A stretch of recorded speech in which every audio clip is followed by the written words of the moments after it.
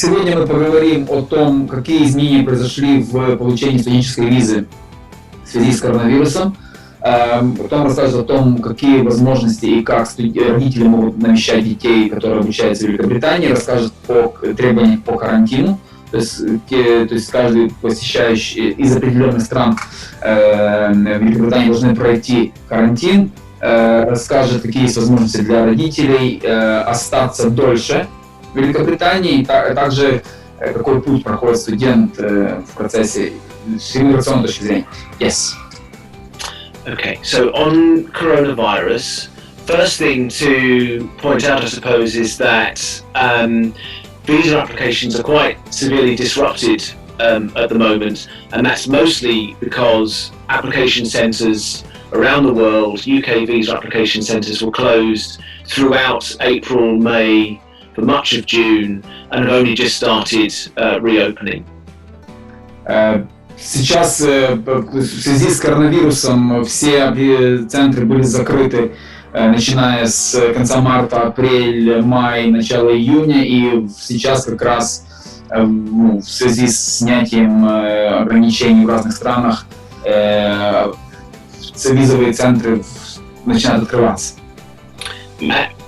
And normally when you apply for a UK visa, you can pay a bit extra and you can get priority services. Well, they'll process the visa quicker than the standard processing times, but in order to work through the backlog, they've now suspended all priority services, so those services aren't available at the moment either.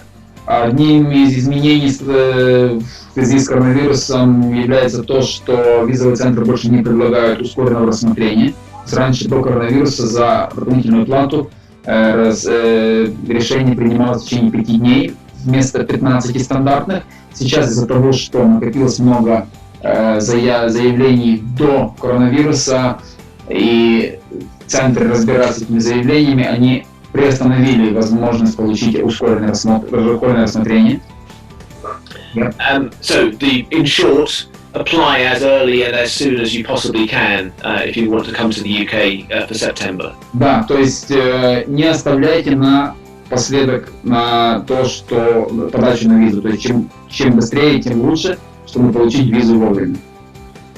If anybody who's applied for a UK visa, particularly a student visa, will be aware that many countries you're required to be tested for tuberculosis and you need to get a TB certificate before applying for your visa. And I just wanted to flag that for those pupils who left the UK early, maybe back in February or March as the pandemic was hitting, and are looking to come back in September, if they've been out of the UK for 6 months when they apply for their next visa, they will have to get a TB certificate. Одним из вопросов, которые мы получили в чате, который мы передали Тому, был тот, что для каждого кандидата на получение визы, каждому студенту необходимо пройти тест на туберкулез.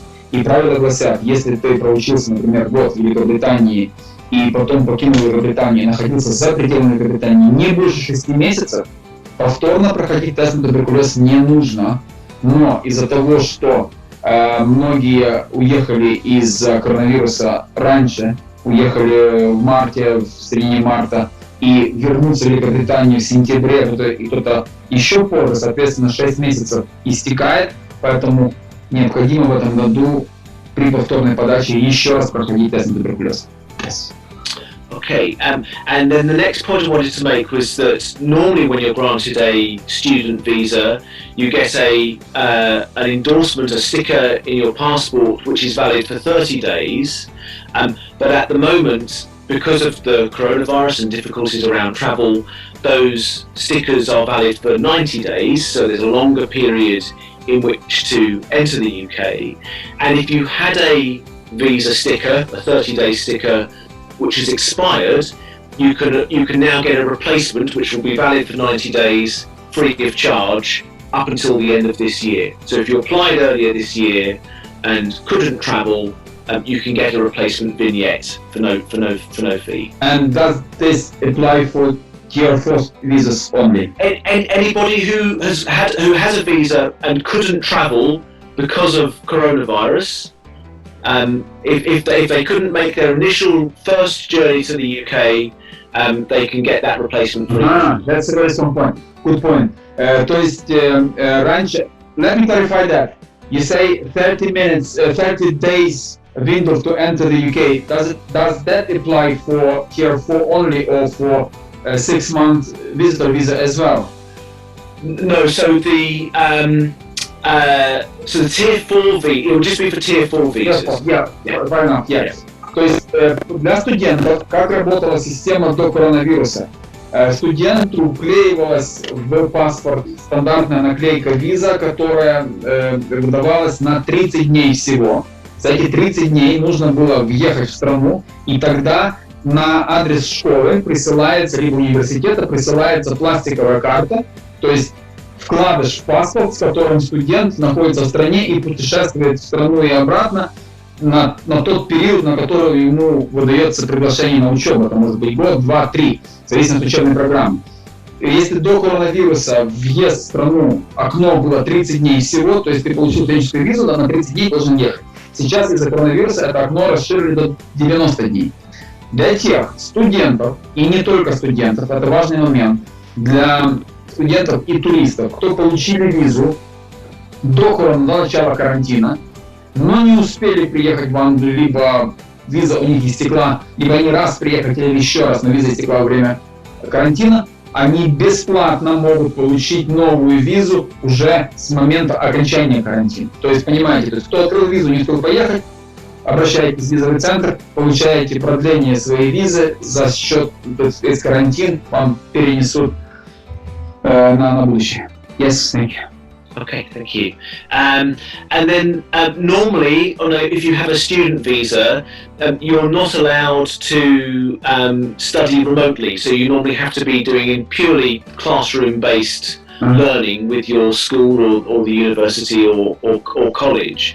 But at the moment, and actually for the next academic year as well, so through to the end of the 2021 school year, the Home Office have said that remote learning is possible. So if you've got a tier 4 visa but don't want to come back to the UK maybe until January, it's okay to still have that tier 4 visa and to study remotely at any point during the next year. As long as your education institutions provide remote learning. Oh yeah, of course, yes. Perfect. Yeah, it's a good point as well. То есть для тех, кто получил студенческую визу, раньше, до карантина, до коронавируса, требование было находиться на очном обучении в Великобритании. То есть ты получил визу, пожалуйста, приезжай учись. Если ты не приехал до начала учебного года, твою визу аннулируют. Сейчас в связи с коронавирусом ты можешь получить визу, если твое учебное заведение предлагает дистанционное обучение, и ты чувствуешь, что не хочу я ехать, можно находиться дома, при этом виза твоя не будет аннулирована, ты сможешь приехать через месяц, либо через 2, либо в январе. Yeah. Okay. And so the last thing on this slide is just to be aware of the fact that these quarantine arrangements in place in the UK, but I've got a separate slide about that, so we'll come on to that. И финальным пунктом на этом слайде будет требование по карантину, про прохождение карантина, и сейчас Том об этом расскажет более подробно. Okay, so I just want to talk a little bit about the rules for visitors to the UK. Most of our audience, I expect, would be from countries which would need a visa in order to come to the UK. Some countries can come as visitors without a visa, but Russia, Kazakhstan, most of those countries in Central Asia will need a visa just to come as a visitor. Yeah. То есть Том подчеркнул то, что как бы для большинства наших сегодняшних гостей виза будет нужна. То есть Том презентацию делает для представителей разных стран, и, ну, как бы, думаю, для большинства из наших гостей сегодня же не секрет будет то, что для того, чтобы всем нам попасть в Великобританию, нужна виза. And probably the most important thing to bear in mind when applying for a visit visa, and the thing that they're going to be most, the visa officer will think is most important, is seeing that you intend to leave the UK within 6 months. If they have any suspicion that you won't leave either at all or within a 6-month period, then that will give them a reason to refuse the visa. То есть главным условием получения визы это доказать иммиграционному офицеру, что у вас есть намерение настоящее в том, что вы покинете страну по окончанию визы. В данном случае виза на 6 месяцев. Если у офицера возникнет подозрение, что вы не собираетесь покидать страну, через 6 месяцев, если вы собираетесь там остаться, это будет основанием для отказа вам в визе.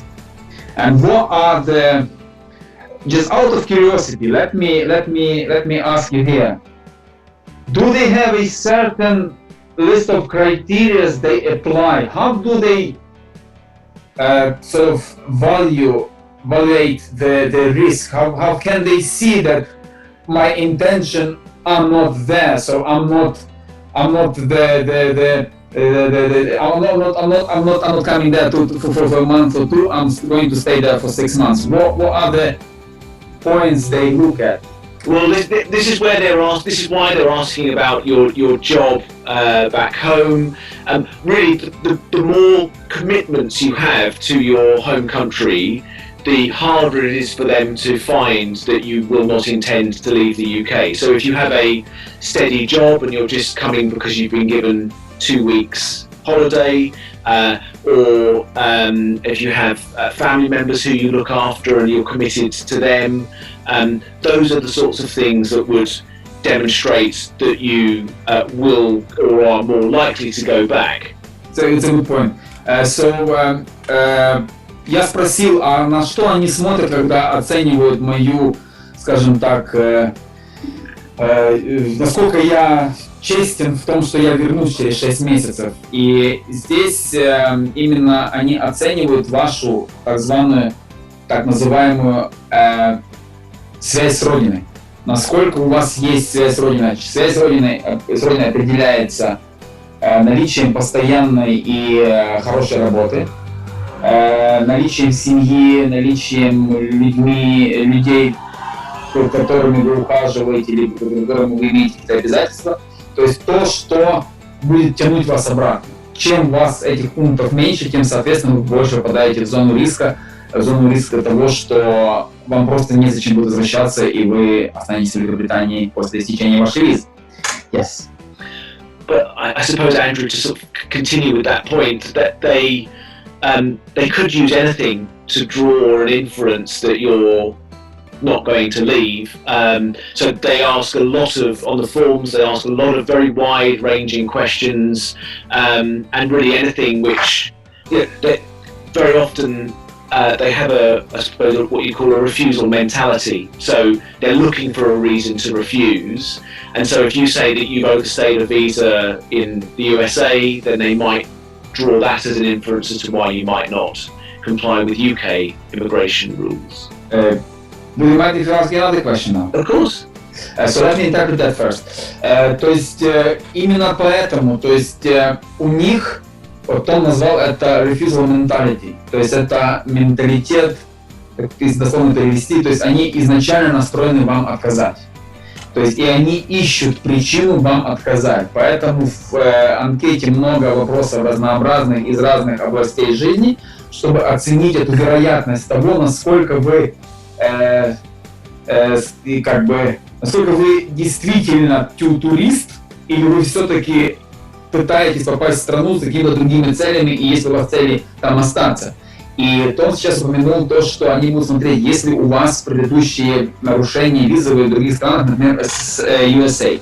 Tom, you just mentioned that they will be looking whether you have any breach of immigration rules in other countries, e.g. USA. Do they if, for example, I failed to mention it. I failed to mention that I overstayed my visa in USA, or I got my visa declined to USA.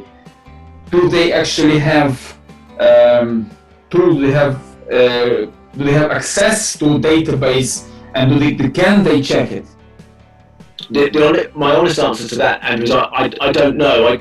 They will never tell us the extent to which immigration agencies around the world share information. We suspect that they do, and certainly if your immigration problems were with a country like America, Australia, New Zealand, then certainly, and Canada would be another one, certainly the information sharing within those countries would be probably a lot closer than it would be, say, for example, between the UK and Russia. Yeah, I can imagine. Yeah, as an example. Yeah.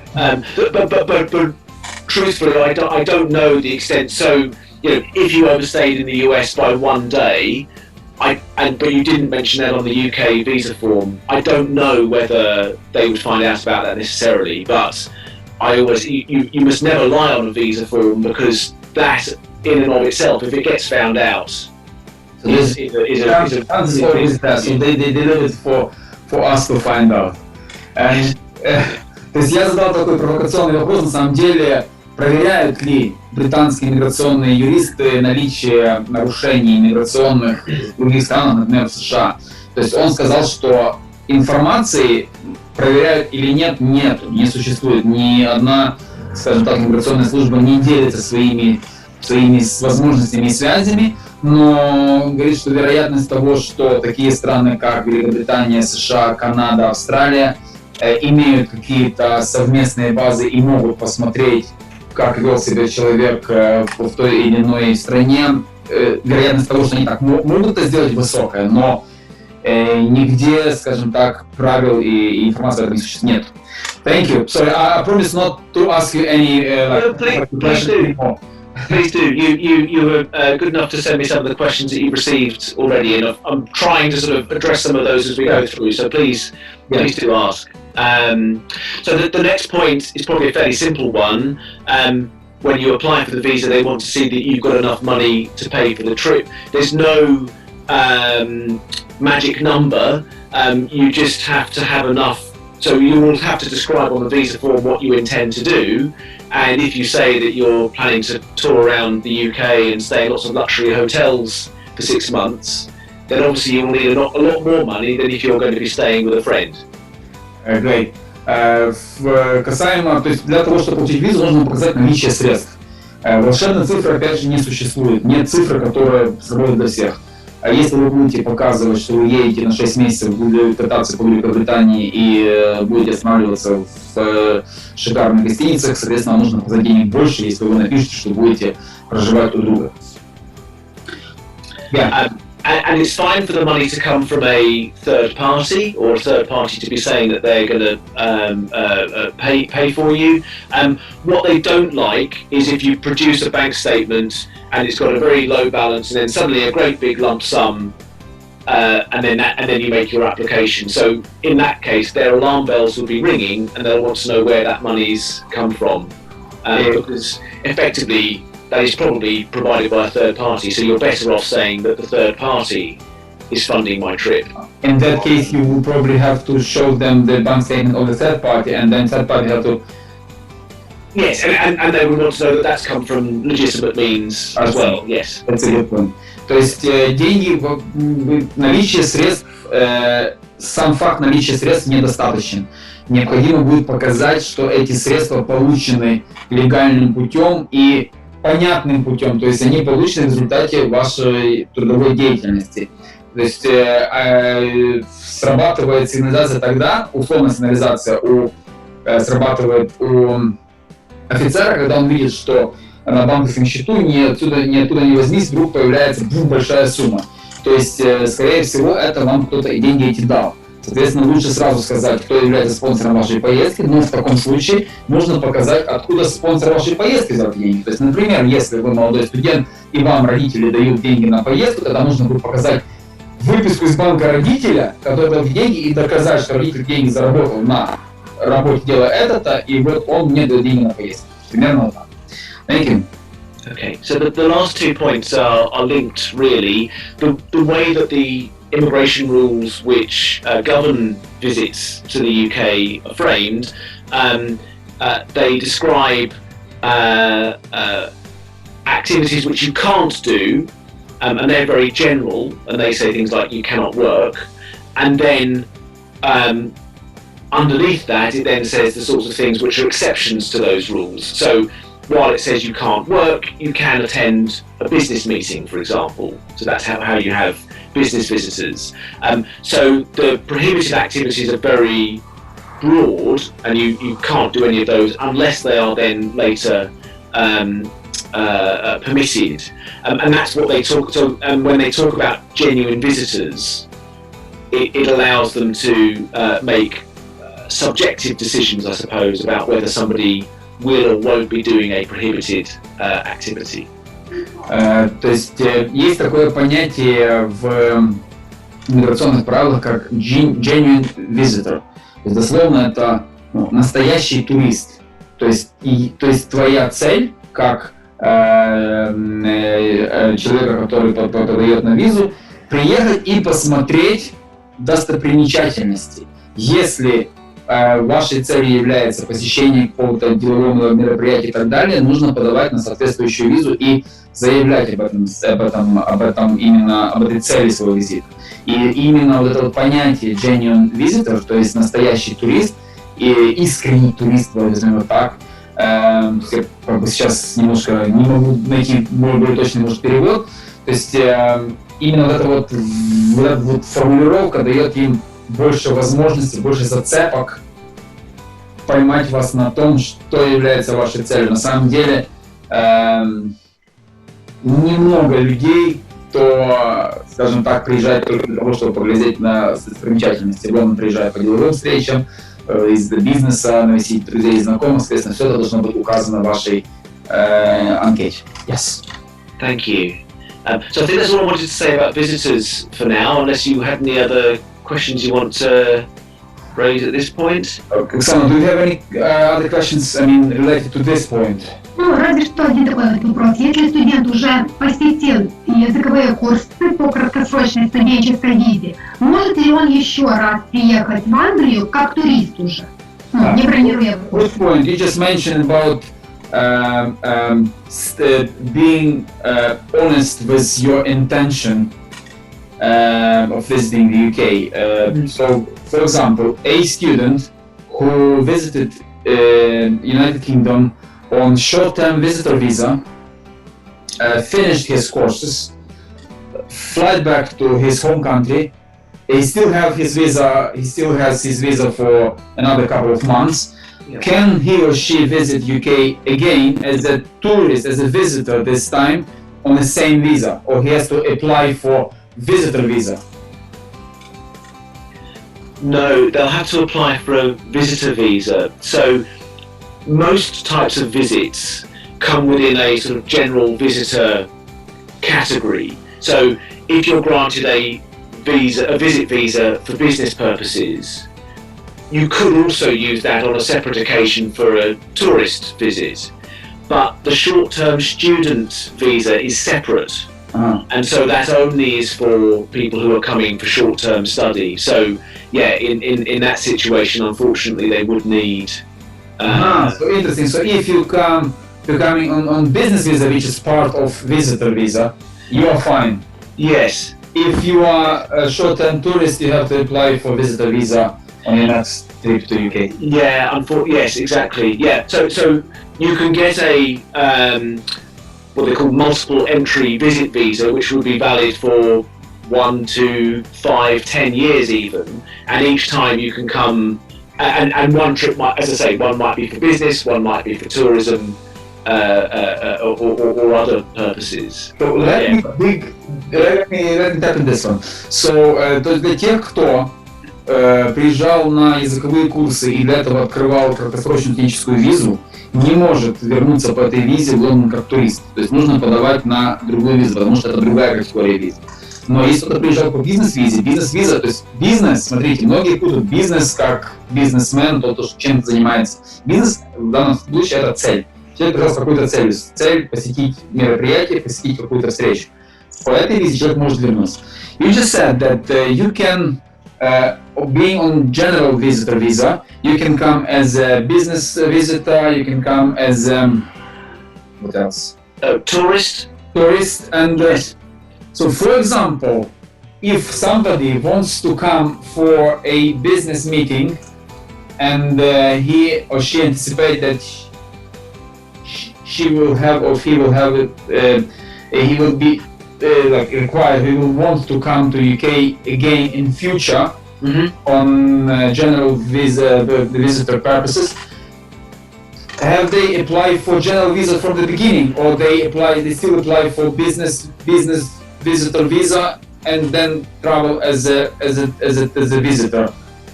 Or it's not limited. So once you have one of the kind of visitor visa, you find for any kind of trips. Yeah, exactly. There used to be a distinction, but they've dropped that. So now, so the general visit covers tourism and business, but they did used to be a distinction, but not anymore. Okay.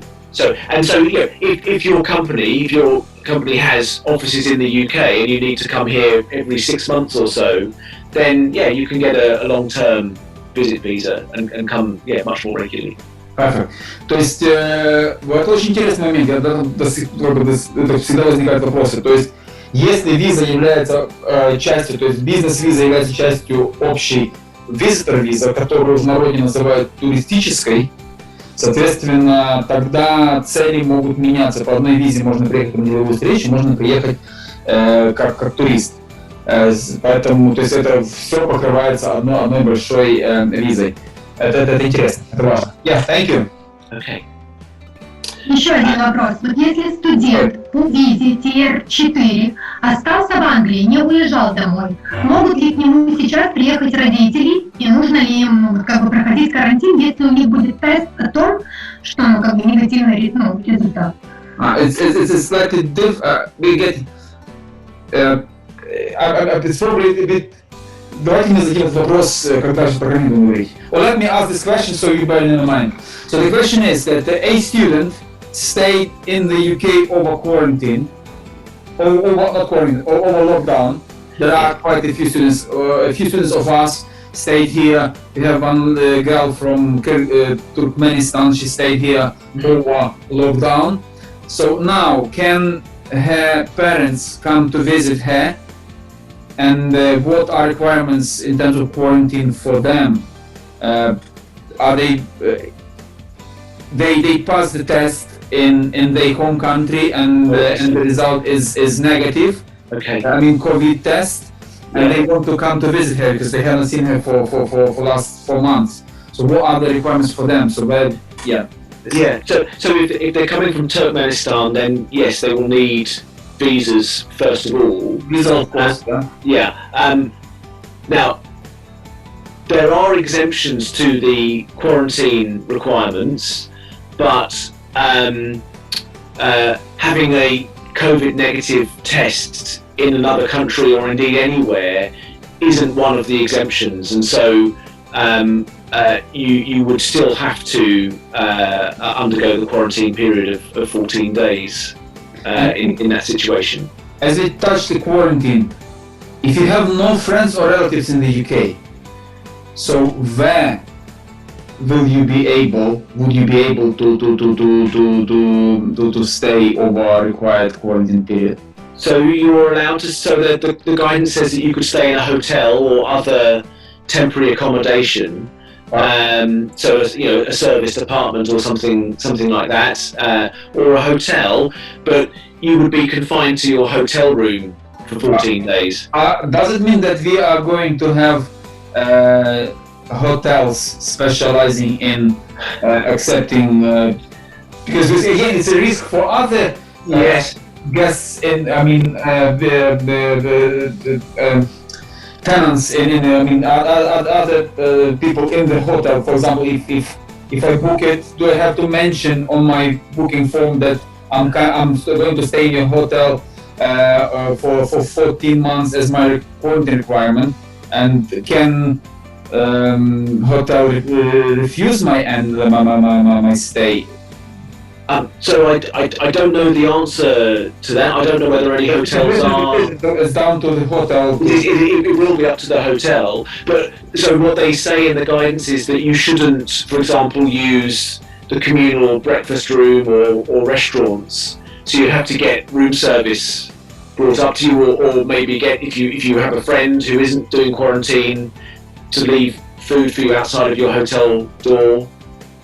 So now if somebody wants to come to UK, they first of all they have to find a place which will confirm that they can stay on site, and they will will follow all the quarantine requirements. Yes. While staying on site. It's a very good point, because somebody we have this discussion, and somebody asked me that question as well. Смотрите, какой интересный вопрос. То есть, касаемо карантина, то есть родители, либо просто туристы, которые приезжают в Великобританию, у которых нет друзей либо родственников, могут приехать, но они должны указать в анкете, где они будут проходить карантин. Это может быть как гостиница, так съемная квартира и так далее, но для этого нужно будет сначала получить разрешение владельца гостиницы либо той квартиры, которые подтвердят, что они разрешают вам проходить карантин у них в помещении. Perfect. Thank you. So the major exemption, though, is this idea of travel corridors.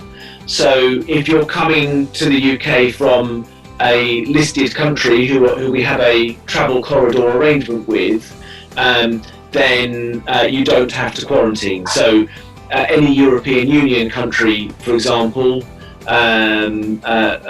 but unfortunately countries like Russia, the USA, Ukraine, Kazakhstan aren't on that list of countries. So you have to be citizen or resident of the country. What if I fly through? Yes, that would seem to be a loophole, but it doesn't work like that. They will look at where you came from before that. So I'm not certain, but I think if you were less than 14 days in that country, then you would still have to do quarantine when you get here. I see. То есть, смотрите, какая ситуация. То есть, если вы, кто нас смотрит, перед тем, как попасть в Великобританию, провели как минимум 14 дней в стране, которая прибывшим из которой не требуется проходить карантин в Великобритании, соответственно, то есть вы как бы уже прошли карантин в этой стране, тогда вам не нужно будет проходить карантин в Великобритании. Но, как я сейчас спросил, нельзя забронировать рейс, который с пересадкой, например, не знаю, в Франции, где нету карантина. Соответственно, иммиграционная служба будет проверять, сколько дней вы провели в той стране, с которой вы прилетели. Если у вас указано, что вы едете, например, с России, либо с Украины, либо с США, в которых требования по карантину имеются, то есть они проверят, сколько дней вы провели в стране, в которой требуется карантин, сколько в которой не требуется, и по этому основанию будут принимать решение, как быть здесь. Да, thank you. But they will be updating that list of travel corridor countries.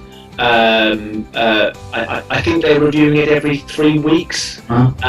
So there's a list on the government's website, and if you look there before you travel and see whether you will have to quarantine or not, and then everybody, whether you're coming from a travel corridor or not, has to fill in this journey details form before they travel. And then they're checking to make sure you fill that in when you arrive and where you've been, and then they will tell you, yes, you quarantine, or no, you don't. I see. То есть каждые 3 недели обновляется список стран, прибывшим из которых требуется пройти карантин, либо не требуется. И по прибытию в Великобританию каждый прибывший заполняет, я слышал эту историю, что сейчас очередь в аэропорту намного длиннее, потому что все заполняют эти формы, кто откуда прибыл, кто где сколько находился, и по прибытию будут проверять, в каких странах ты был до этого, сколько времени, и будут принимать решение, проходить тебя карантин, не проходить, где ты будешь проходить и так далее. Yes. Thank you. And I think there was a question, Andrew, about whether someone was intending to come into the UK with their child to see them safely into school. Yeah. and then they would be here for less than 2 weeks, and whether they would need to quarantine. I suppose there's a couple of points there. One is check with the school, because some schools will allow the boarding houses to be used for quarantine purposes by the children, but not by the parents, which means that then they would have to do that separately. So the alternative, if you are going to have to quarantine, would be come in 2 weeks before term starts, all quarantine together, maybe in a nice serviced apartment or a sort of hotel suite or something, and then you can go to school to see them off after you've done the quarantine together. Let me ask you another tricky question here. For example, we have a school far away from Heathrow. Yes. So parents are coming with a child for the 1st of September, 5th of September, for the beginning of the academic year. They book a hotel nearby, and they state in the arrival document that they are going to stay over required 14 days in a hotel next door to the school. They stay there for 3 days. I mean, putting child in school, not being able to visit him or her, but still being close enough just in case anything goes wrong, and still gives the child this feeling of being with his parents. And then after 3 days, once they receive a text from child saying, "I'm fine, you can go back home," they leave the hotel and go back home after 3 days, not 14 days. Yeah, that's okay actually, because one of the few reasons that you can leave your quarantine residence, if you like, is to leave the UK. So, you know, if you're happy to come to the UK for 3 days and spend it in a hotel and then fly off again, that's fine, but you won't be able to do anything else in that 3-day period other than saying. We have another tricky question here. Who's going to check whether you stay in your room for 24 hours or you're still in and out? Well, you've provided the details of where you're staying to the border officers, and I don't know, but I imagine that they're doing random checks. And if you're found to have breached the quarantine, then there are heavy fines being imposed. But you know, I mean, I imagine it would be something which is quite difficult to resource, but I don't know the extent to which they are checking up on people. But I imagine that they will be. Yeah, and then one more question, sorry, on this one. The public transport. So a family traveling from Heathrow to, for example, Cornwall, and they using public transport, they have hotel happy to accommodate them over quarantine period. Yeah. But we still use public transport from London to Cornwall. So what's the requirement there? Are they allowed to use public transport? They have to book. No, so they're advised to avoid public transport if possible. But if there is no alternative, then that's okay. And it is also okay, I mean, that's quite a long journey. It is also okay to break the journey. So if they wanted to stay overnight in, I don't know, where's a good point, halfway, but you know, somewhere en route. Yeah, maybe, yes, yeah, then that is potentially allowed. But you know, all they can do is go from the airport to that first hotel overnight, and then on to the next one, and then that's where they're staying. In general, it's more down to your personality and down to your sort of level of risk perception and whether if you want to risk it and then risk your chance to visit UK ever again. And I mean, so it's all down to yourself. So there's no like a tool or mechanism in place to keep an eye on you. Yes. Although Andrew, you'll appreciate I'm a lawyer and I cannot advocate somebody very good. No, it's fine. And yeah, absolutely. I'm not asking for any loophole. I'm asking for. Yeah, no. That's. I mean, the sort of the guidance is there on the government's website, and that's if you want to look into the nitty-gritty, but that's broadly. Yeah, thank you. So please carry on. Okay, so I think we've probably covered everything on the slides to do with quarantine. So maybe just thinking about some of the other. Yes, very interesting. Yeah, we have. So let me interpret it first, because I know what you're going to talk about. Вопросы, которые задают нам очень часто родители, и не только родители, то есть какие возможности остаться ребенку в Великобритании, какие существуют возможности остаться студенту, ребенку в Великобритании после окончания учебы, какие есть пути получения вида на жительство, длительной визы для родителей, какие есть пути получения визы, вида на жительство, либо паспорта британского через инвестиции и так далее. Вот это вот слайд именно будет об этом. Okay, so the first category is one that probably a lot of you will be familiar with already, which is parent of a Tier 4 child. So if you have a child under the age of 12 attending a day school in the UK, then one parent can come with that child, and the children can live with that parent while the child under the age of 12 is attending a day school. So that visa is issued for just 12 months at a time, and it's only for one parent. They cannot work, and they have to keep on renewing it, and they can't get it refused once the youngest child reaches the age of 12. Yeah. Первая категория — это виза родителя ребенка, который обучается в британской школе. Условия получения этой визы: первое — то, что ребенок должен поступить в британскую школу. Школа только дневная. Один из родителей может приехать с ребенком, находиться с ним здесь, в Великобритании, постоянно и в буквальном смысле водить его в школу. Виза выдается на 12 месяцев, то есть нужно обновлять ее каждые 12 месяцев, и выдается она до наступления ребенку 12 лет. Только ребенок достигает возраста 12 лет, виза не выдается. По этой визе родитель не имеет права работать, только в буквальном смысле следить за ребенком, водить его в школу, приводить его из школы. Yes, thank you. So then we've got two categories which the government refer to as for high-value migrants. Investor is for people who've got £2 million minimum to invest in UK stocks or UK registered companies. Normally, people invested in a sort of portfolio of shares. And that's a visa that would allow the whole family to come to the UK, and would allow a lot of flexibility. So if you have those funds available, it's a good option. Let me clarify. You said minimum 2 million. So minimum is it 2 million. The more you have, what's the?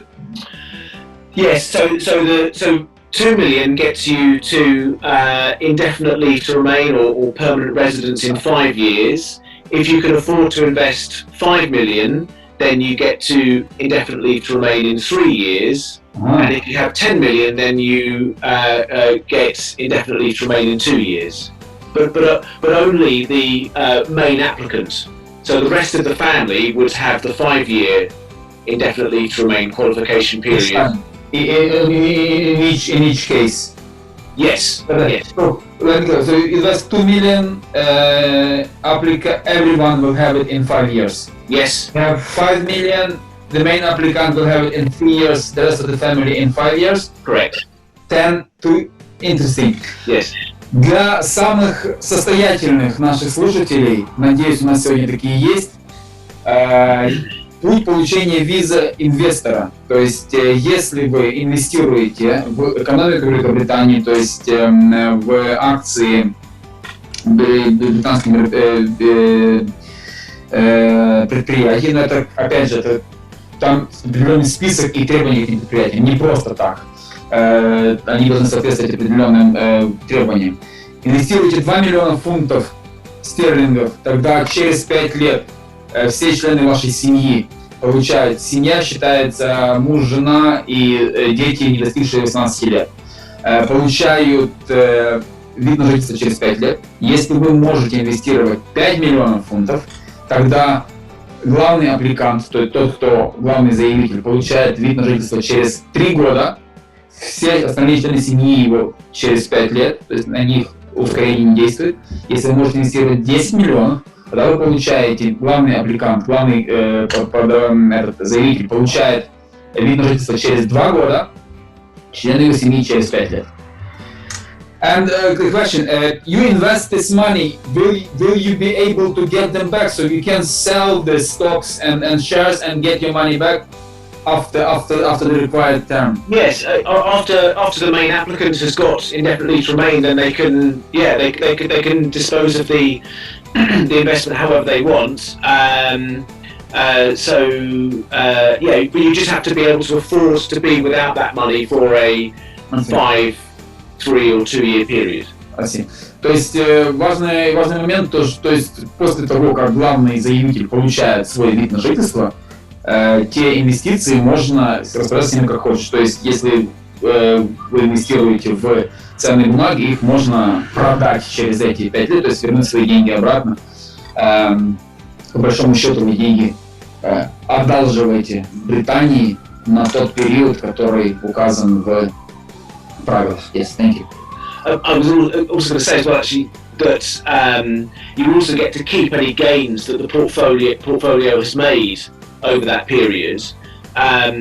But most of the banks that put together these sort of portfolios that report in the right way for immigration purposes tend not to offer very great returns anyway. So it's not really a financial investment. It's an investment in a visa. It's more of a lending money to UK government. Yes.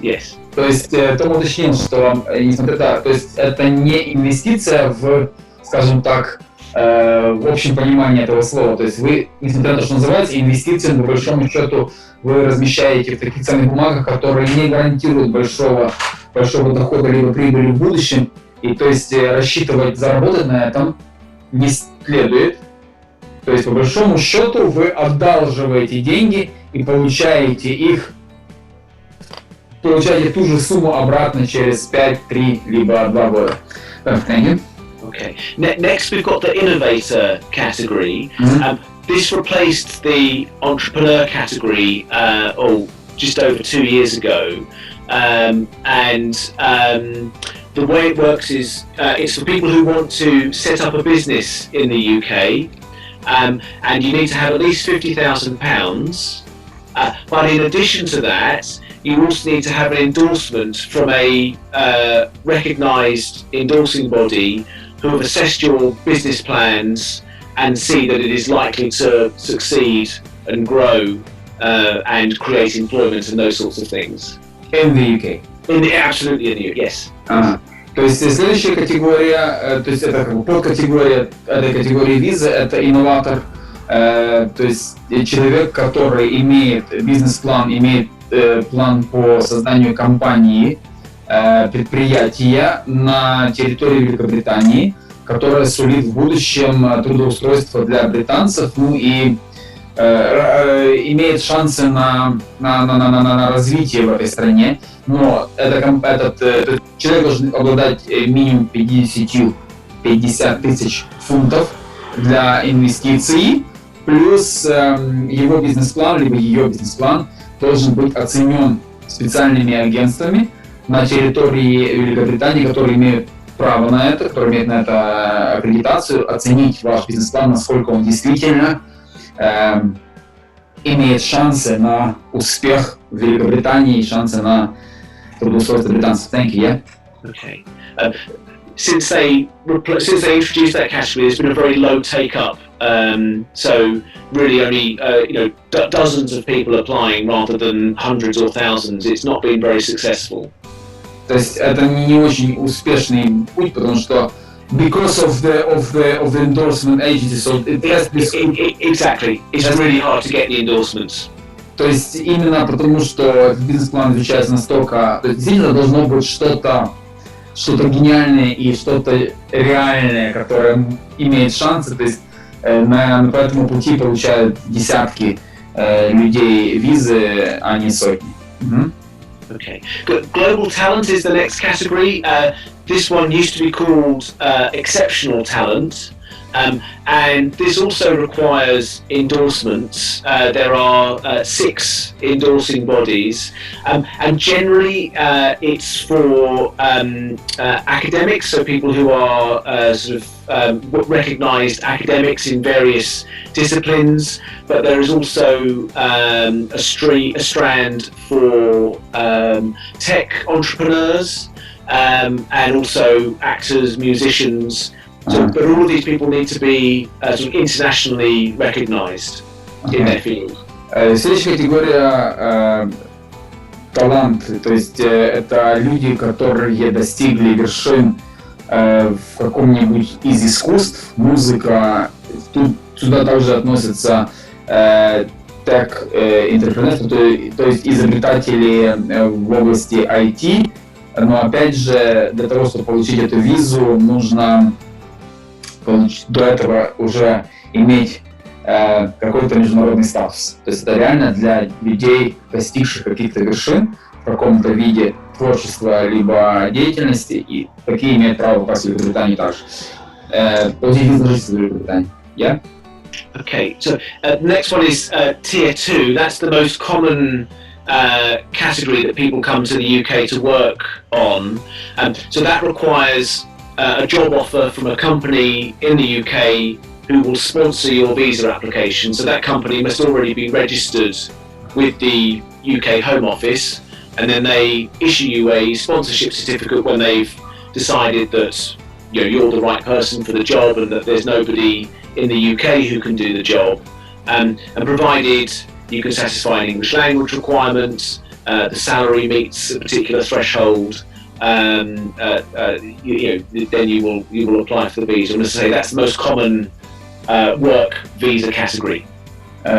Следующая категория представителей, то есть skilled work — это люди, представители определенной профессии, важной и нужной, и главное, редкой для Великобритании. Но редко имею в виду в том, что специалисты такого уровня не так легко найти либо нанять в Великобритании. Соответственно, компания, которая зарегистрирована в Великобритании, имеет право получает право от иммиграционной службы на выдачу приглашения для такого специалиста из-за рубежа, при условии, что специалист пройдет языковые требования по языку, докажет свой профессиональный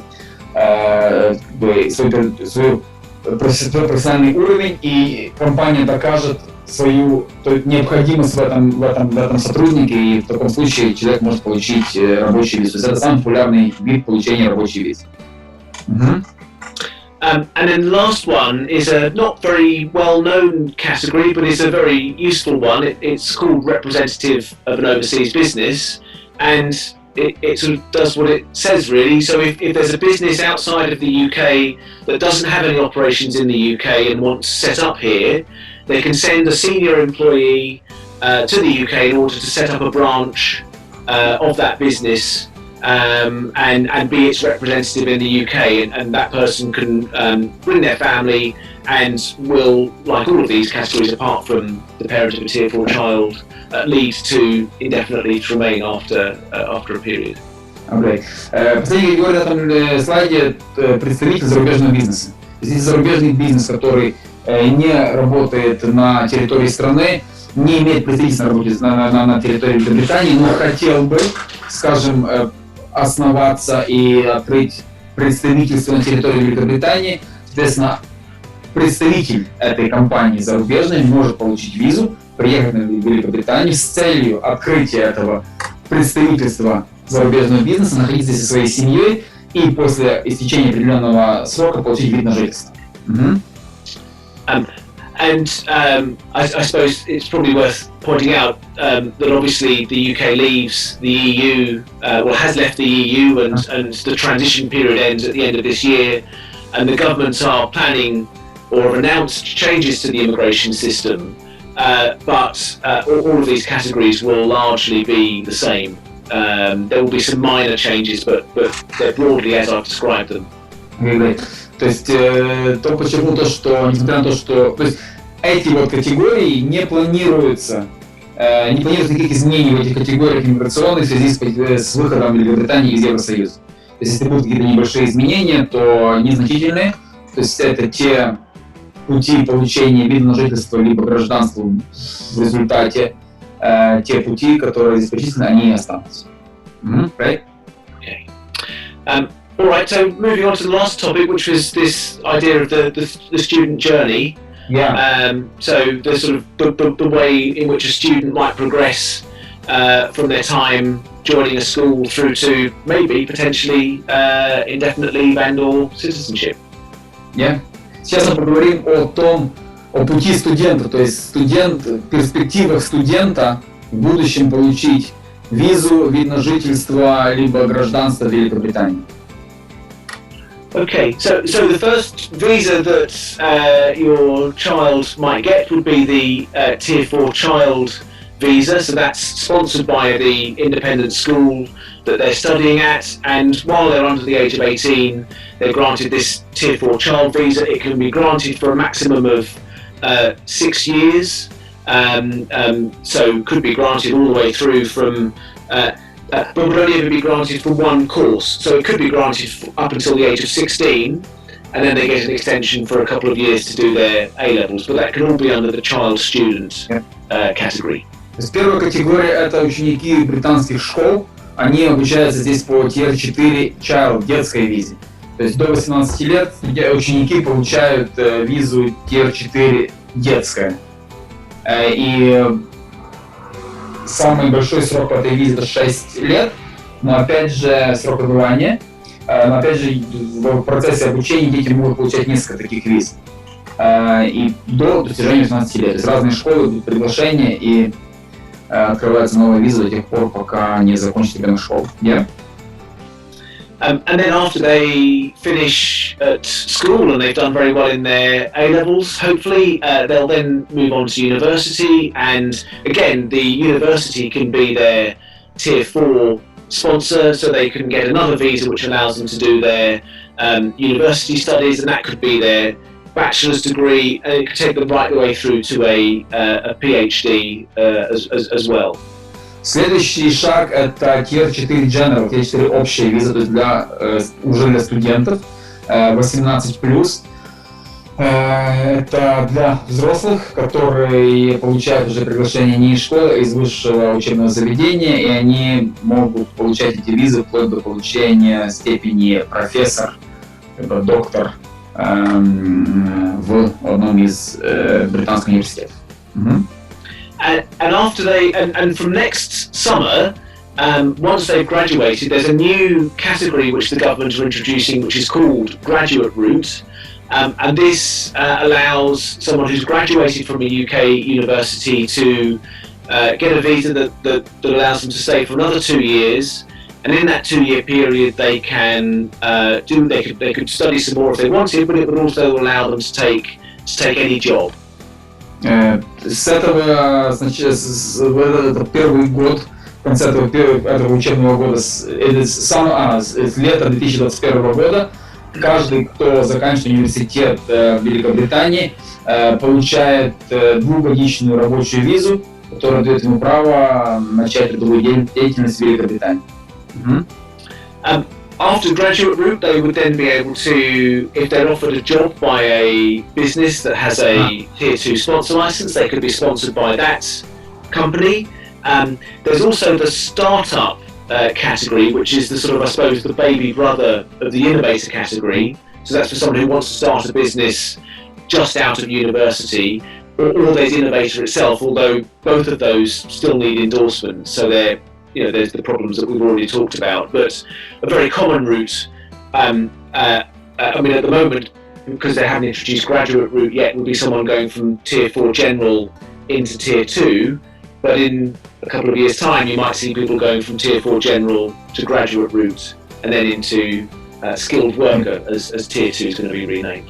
После этого, после прохождения двухгодичной, сейчас единственный вариант это закончить университет и потом подаваться на визу как skilled worker, то есть у тебя есть уже профессия, но после университета человек не может считаться skilled worker, не может считаться уже профессионалом в каком-нибудь из какой-то профессии. Соответственно, после университета 2 года по рабочей визе человек работает, получает статус уже квалифицированного сотрудника, и после этого имеет право подавать на Tier 2 визу, о которой мы говорили на 2 слайда выше, то есть как уже профессионал, как квалифицированный сотрудник, и одна из компаний, которая имеет право нанимать сотрудники из-за рубежа, уже выступает спонсором. Спонсором это имеется в виду, который выдает ему приглашение на эту работу. Соответственно, человек остается по уже рабочей визе работать в компании. Также здесь предусмотрены варианты открытия своего бизнеса, но тут такие же нюансы возникают, как с визой инноватора на предыдущем слайде. То есть нужно доказать, что твой стартап, твоя идея действительно стоит того, чтобы тебя оставили в стране и тут развивал свой стартап. Yes. Okay, you did very well, Andrew.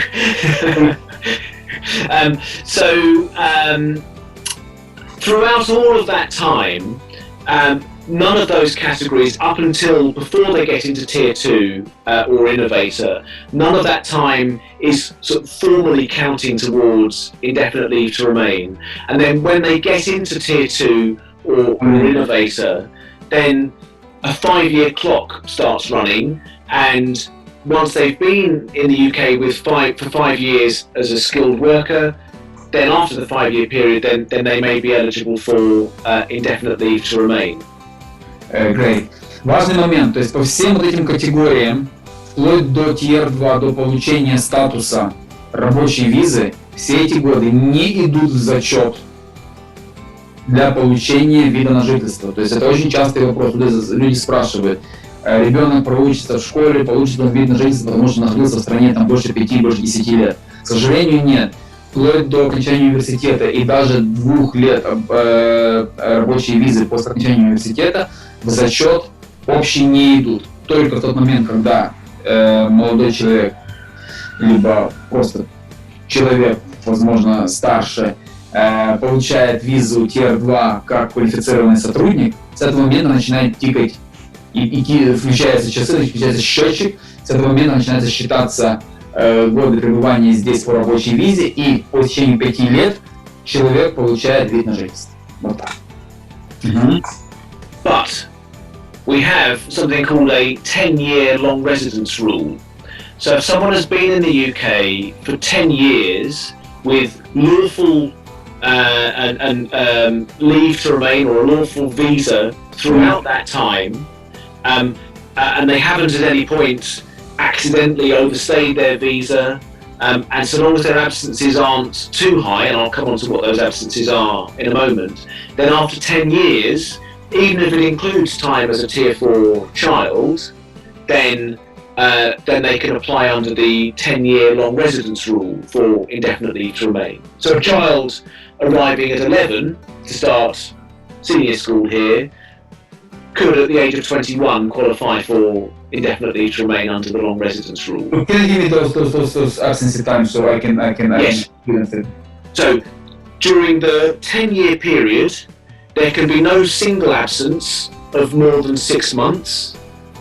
During the 10 years. During the 10 years. So during the 10 years, if they went out for a 6-month period straight, then that breaks. Yeah. That stops the clock. Yeah. But also, if the total of their absences over the 10-year period are more than 540 days, about 18 months, then that will also mean that you don't qualify. So, can I say that if somebody joined a school at the age of, 7, and then parents deliberately keep this number of days of the child staying outside below 18 months in total and below 6 months in one absence, Yes. they will be able to apply for the teenager at that time, at the end of the term, will be able to apply for citizenship. I can't remember if you have to be over the age of 18 when you apply. But I mean, it doesn't matter. So No. 10 years, Yes. under 18 months, under 6 months you can. Yes. Эврика. То есть есть путь. Я, честно, сам о нем не знал. То есть если ребенок, неважно, человек находится в стране 10 лет на легальном основании, то есть у него все 10 лет есть какие-то, есть либо одна виза, 10 лет не выдается, то есть разные визы, которые разрешают ему находиться это время в Англии, в Великобритании. Он не за этих 10 лет, он за все время, что он был за пределами Великобритании, это время не превышает 18 месяцев. То есть можно уезжать сколько хочешь, но общее время отсутствия за пределами страны не должно превышать 18 месяцев. И один визит не должен превышать 6 месяцев. То есть если ты ни разу не уехал на дольше, чем на 6 месяцев, и общее твое отсутствие из страны не превышает 18 месяцев, через 10 лет ты можешь получить гражданство по этому пути. Это вариант. То есть, but you can, for example, somebody might ask that there is 10 years visitor visa available on the list. So it doesn't allow you to stay all 10 years. It's not lawful. Or is it? Well, no, because when you have a 10-year multiple entry visit visa, you can only stay for a maximum of 6 months at a time. Fair enough. Yeah. Сразу оговорка. Существует вариант туристической, как в народе называется, то есть visitor виза на 10 лет. Это не значит, что вы можете податься на нее, получить 10-летнюю визу и по ней получить вот это гражданство через лет. Нет, потому что в той 10-летней визе прописано, что ты не можешь находиться в стране за один раз дольше, чем 6 месяцев. То есть в любом случае ты проведешь за пределами страны больше, чем 18 месяцев, и ты не попадаешь под действие этого 10-летнего правила. Wow, very interesting point. I'm sure after this presentation we will have a few families started thinking about this 10 years rule. Yes. It's not that difficult actually. No, I mean, I've over the years, I've met with lots of people who've been interested in applying under that category, and usually the problems that people have are either they've just strayed over the 18 months, and there really isn't much discretion. There is some discretion, but not very much to go above that. Or the other problem is that somewhere during the 10-year period, they've put in an application a bit late. You know, they've applied from within the UK to extend, and they've inadvertently applied late, and they've forgotten all about it because it happened 8 years ago. 10 years, it's a lot of time. Yeah.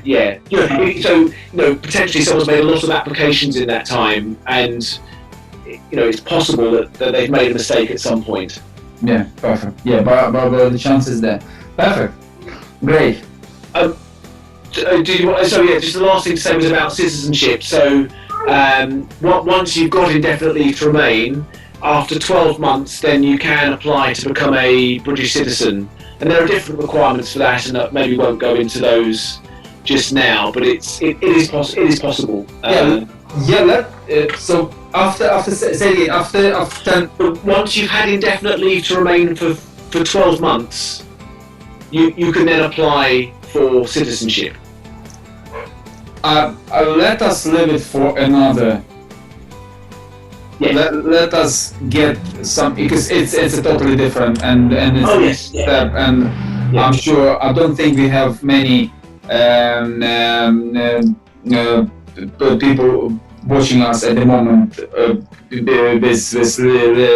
indefinite leave to remain granted already, and it's let's do it for another. I hope it's not our last conversation, and let's do it for another presentation, if you don't mind. Yeah, no, that's absolutely fine. So let me just state that Tom is able of providing service and can help you with gaining citizenship. So your company deal with that. Oh yes, of course we do. So if all immigration applications. If Yes, if anyone who's watching us at the moment need any help with that, you can ask. You can contact Tom, and you will get Yes. help. Yeah. Here am I. Here you have all the здесь контакты Тома, его компании, его email. В любом случае, если кого интересует, обращайтесь, пожалуйста, к нам, мы вам дадим контакты, свяжем, поможем, переведем. Соответственно, любой, кого интересуют иммиграционные вопросы, получение вида на жительство, визы, решение каких-то иммиграционных споров и так далее, обращайтесь, уверен, вы получите профессиональную помощь на высочайшем уровне. Perfect. Okay. So there were some questions still to go through, or do you think we covered most of it? We covered most of it. Оксана, какие у нас есть вопросы? Sharing. Ну, как бы, в общем же. We covered most of them. Then social funds you covered, employment covered, three disposable other you covered. We check the visa. Yes, if someone overstayed visa, yeah. Если окончил программу БТЭК, вот уже в Англии, может сразу получить рабочую визу? If someone, yeah, good question. Someone who is a graduate route available for high school leavers. Oh no, it's only university graduates. So they need to have been sponsored on a Tier 4 visa by a university, And then and then once they've graduated from that. And it will only be open to those who are studying at a university now. So the people who apply next year will presumably have finished a 1-year masters. I see. То есть нет, к сожалению, после БТЭК, после школы нет, то есть должна быть, то есть, are we talking about at least bachelor degree? Yes, yeah, that's right, yeah. То есть минимум должен получить диплом бакалавра, после этого получает. Если кто-то сейчас обучается в университете, он либо на магистратуре уже, то есть тоже после магистратуры минимум бакалавриат. После бакалавриата можно подавать уже аналогичную визу. Question again, tricky one, sorry. If someone overstay their visa, visa in the UK, is the date of departure being monitored, checked when apply for a new one? Well, we don't routinely have exit controls in the UK, so we don't stamp people on their way out. They do occasionally stop people sort of at random to check whether they've overstayed or not, but it's not routine. But the way it would probably come to light would be through your re-entry stamp back into Russia. So when you submit your application next time, it depends how much detail they go into, but they may notice at that point. I see. And they have no other technically way of checking whether.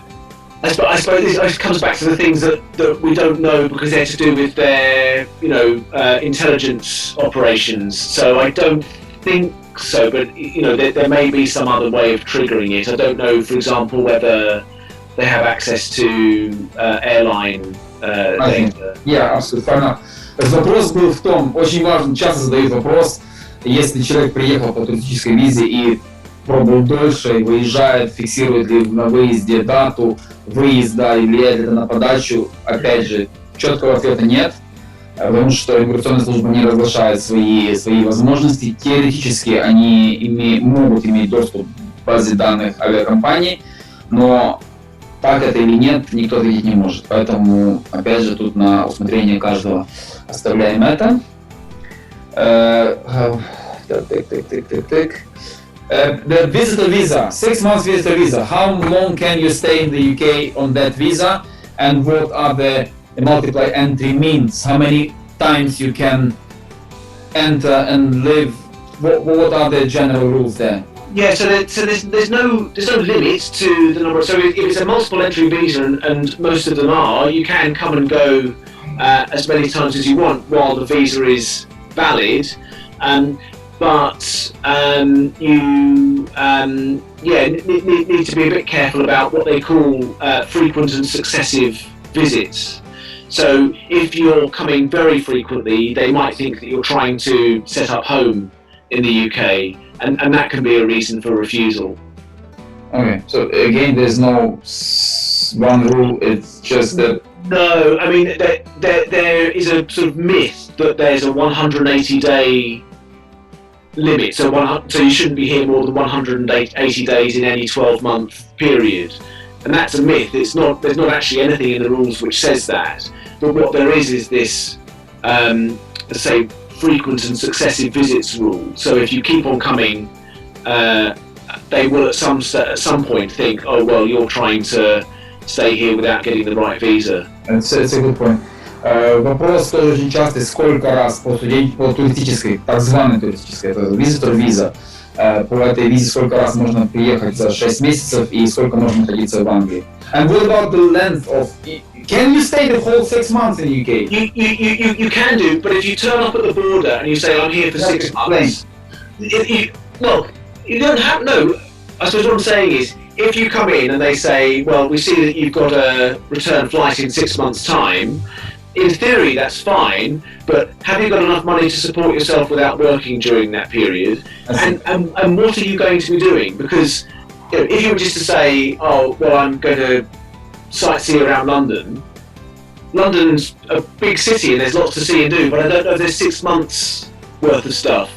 Yeah. And can you afford to stay in a hotel in London for 6 months? So and they pull other things such as your employment, your commitment to your own country. And well, yes, exactly, and yeah, if you're an employee of a Russian company, have they given you 6 months leave? Yeah. Or are they expecting you back in 2 weeks? Вопрос очень важный, да. То есть последний вопрос мой был в списке о том, сколько можно находиться по туристической, так званой туристической визе на 6 месяцев, сколько раз можно выезжать. Правила написанного нет. То есть можно находиться сколько ты считаешь нужным, но ты должен показать, за за счет чего ты будешь здесь находиться, с кем ты будешь здесь находиться. И если ты пробудешь здесь 6 месяцев по своей визе, тогда возникнет вопрос, насколько у тебя связи с твоей родиной сильны и насколько твое трудоустройство на родине будет тебя ждать. То есть это вопрос по большому здравого смысла. И то есть если вы подаетесь на туристическую визу и пишете, что вы едете на неделю либо на 3 дня, это нормально, но если вы останетесь на 6 месяцев, вас по окончании этого срока спросят, а где ты находился, либо находилась, за какие средства здесь находился, и, соответственно, ты выпадаешь из этой категории настоящего туриста, помните, о котором мы говорили в самом начале. Perfect, Tom. We covered all of them. That's great. And it took us slightly longer, but I hope I'm sure it will be helpful. I did get a lot. Pleasure. I never had before myself. So thank you so much. Thank you for your time. We'll get all your details on our website. We will have this video on our channel as well. And once we have any inquiries from our customers, clients, we will let you know. Yeah, no, it's been a lot of fun. I've enjoyed it, Andrew. Thank you. Thank you, Tom. Thank you. All right. See you later. Thank you. Bye-bye. Bye.